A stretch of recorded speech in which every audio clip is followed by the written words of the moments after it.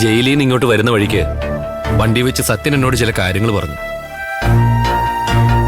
അവന്റെ അമ്മയെക്കുറിച്ച് തന്നെ കൂടുതലും പറഞ്ഞത്. അവര് ഇന്ദ്രനെ ഒരു കുരുക്കിട്ട് നിർത്തിയിരിക്കുക. ഇന്ദുവിന്റെ കാര്യത്തിൽ അവന്റെ അമ്മ ചിന്തിക്കുന്ന പോലെ ഒരിക്കലും ഇന്ദ്രേട്ടൻ ചിന്തിക്കില്ലെന്ന സത്യന്റെ വിശ്വാസം. അവന്റെ അമ്മയ്ക്ക് വേണ്ടി എന്തും ചെയ്യാൻ മടിക്കാത്തൊരു സ്വഭാവം ഇന്ദ്രനുണ്ട്. അതുകൊണ്ട് ആ കാര്യത്തിൽ നമ്മളൊരു ഉറച്ച തീരുമാനം ഉടനെ എടുക്കണം. അത് തന്നെയാ ഞാനും നിന്റെ അച്ഛനോട് പറഞ്ഞത്. നമ്മളൊന്നും മിണ്ടാതിരുന്ന ഇന്ദ്രന്റെ ഇന്ദുവിന്റെ കല്യാണം ഉറപ്പിച്ചെന്ന് വരെ ആ സ്ത്രീ നാട് മുഴുവൻ പാടി നടക്കും. ഇന്ദുമോളെ ഇന്ദ്രന് കല്യാണം കഴിച്ചു കൊടുക്കുന്നതിനെ പറ്റി ഞാനിതുവരെ ചിന്തിച്ചിട്ട് പോലുമില്ല. പക്ഷേ ഇവളുടെ കല്യാണം എത്രയും വേഗം നടത്തണമെന്നൊരാഗ്രഹം അച്ഛനുണ്ട്. ഇന്ദ്രന്റെ കാര്യത്തിൽ നിന്റെ അഭിപ്രായം എന്താ എന്തു? ഇന്ദ്രേട്ടനെ കുറിച്ച് എനിക്ക് നല്ല അഭിപ്രായം തന്നെയാ. പക്ഷേ ഇന്ദ്രേട്ടനെ കല്യാണം കഴിക്കുന്നതിനെ കുറിച്ച് എനിക്ക് സങ്കല്പിക്കാൻ പോലും പറ്റില്ല. പിന്നെ ഞാനൊരു ഭാരമായിട്ട് നിങ്ങൾക്ക് തോന്നി തുടങ്ങിയിട്ടുണ്ടെങ്കിൽ എന്നെ ഒഴിവാക്കാൻ നിങ്ങൾക്ക് എന്ത് തീരുമാനം എടുക്കാം. ആ തീരുമാനത്തിന് ഞാൻ വഴങ്ങിയിരിക്കും. അല്ല, നീ എന്തൊക്കെയാ മോളെ പറയുന്നേ? മോളെ, ഞങ്ങൾക്ക് നീ അങ്ങനെ ഒരു ഭാരമായിട്ട് തോന്നുവോ? പിന്നെ നിന്റെ കല്യാണം ഉടനെ നടത്തണമെന്ന് അച്ഛൻ ആഗ്രഹിക്കുന്നത് ഈ സുശീലയെ പോലുള്ളവർ നിന്നെ വെച്ച് വില പേശുന്നത് കണ്ടിട്ടാ.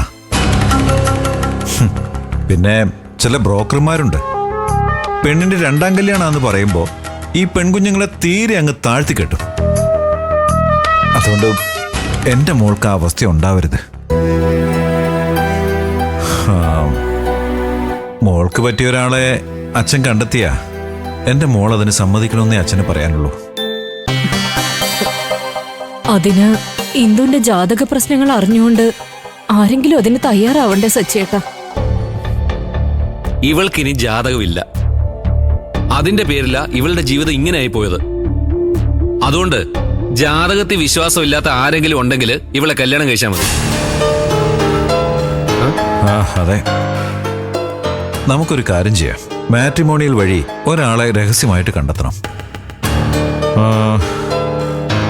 അവരുടെ കല്യാണം നടക്കുന്ന കൂട്ടത്തിൽ തന്നെ നിന്റെ കാര്യവും ഞങ്ങൾ അധികം താമസിയാതെ ആലോചിക്കാൻ പോവാ. എന്റെ കല്യാണോ? ആദ്യം ഇവളുടെ നടക്കട്ടെ. അത് വേണ്ട. എന്റെ ഏട്ടന്റെ കല്യാണം ഒരുമിച്ച് നടത്താന്ന് അച്ഛനും അമ്മയാന്ന് പറഞ്ഞപ്പോഴും ഏട്ടൻ ഇത് തന്നെയാ പറഞ്ഞേ. അതനുസരിച്ച് എന്റെ ഒരു കല്യാണം കഴിഞ്ഞു. ഇനി ഏട്ടനും കൂടി കല്യാണം കഴിക്കാൻ തയ്യാറായാലേ ഞാൻ സമ്മതിക്കും. എടാ, ഒന്ന് സമ്മതിക്കടാ മോനെ. ഇനിയെങ്കിലും അച്ഛനും അമ്മയ്ക്കും കുറച്ച് സന്തോഷമെങ്കിലും താ.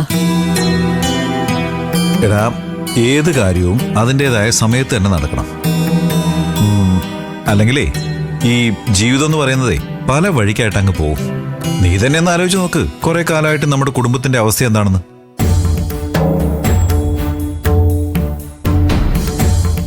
ശരി അച്ഛാ, കല്യാണം കഴിക്കാൻ ഞാൻ റെഡിയാ.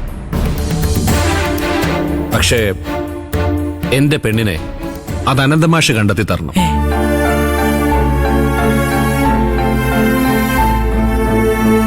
അദ്ദേഹം കണ്ടെത്തി തരുന്ന പെണ്ണ് ഏതായിരുന്നാലും അവളെ ഞാൻ കല്യാണം കഴിച്ചിരിക്കും. അല്ല, ഇതൊരു വിചിത്രമായ ഡിമാൻഡാണല്ലോടാ. എടാ, ഈ അനന്തം മാഷിനെ വീണ്ടും നമ്മുടെ കുടുംബകാര്യങ്ങളിലേക്ക് വലിച്ചഴക്കണോ? വേണോ അച്ഛാ? അച്ഛൻ പറഞ്ഞ മാഷ് അത് ചെയ്യും. അദ്ദേഹത്തിന്റെ അനുഗ്രഹത്തോടെയും പൂർണ്ണ സമ്മതത്തോടെയും ഒരു ജീവിതം തുടങ്ങിയാലേ കുറ്റബോധമില്ലാത്തൊരു മനസ്സുമായി എനിക്ക് ജീവിക്കാൻ പറ്റുവച്ചാ.